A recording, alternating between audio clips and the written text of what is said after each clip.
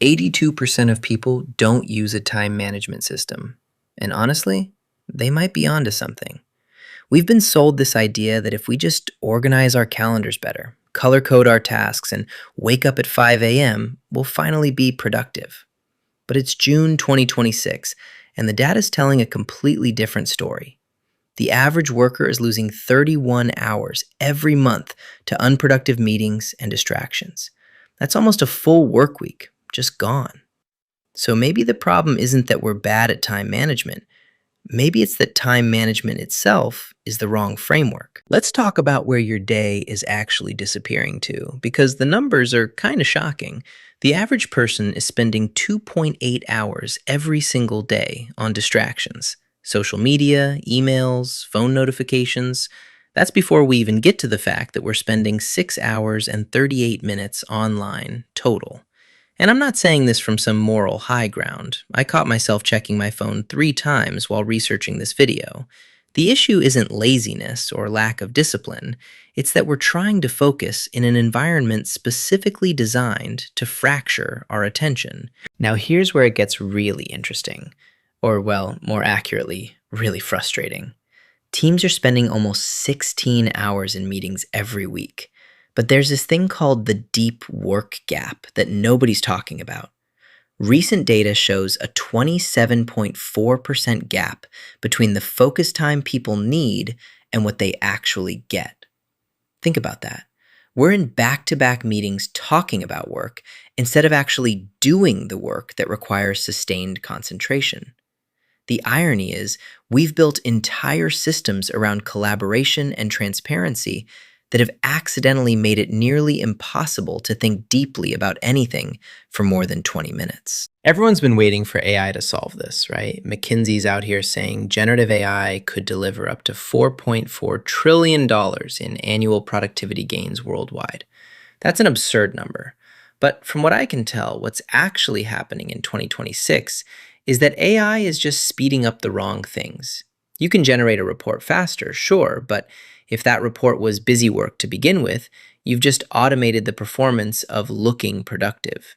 The real shift isn't about AI doing more. It's about using these tools to create space for the work that actually matters, which is a much harder conversation. So what's replacing the old model? Companies are finally shifting from tracking hours logged to tracking outcomes. Focus time, deep work hours, measurable results. This isn't some utopian future thing. It's happening right now in 2026. Instead of surveillance-based management, where you have to prove you're sitting at your desk, the question is becoming, did you move the project forward?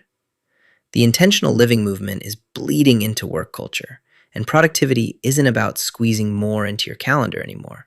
It's about protecting your attention and reducing busy work, which sounds simple, but requires completely rethinking how we structure our days. All right, so what actually works?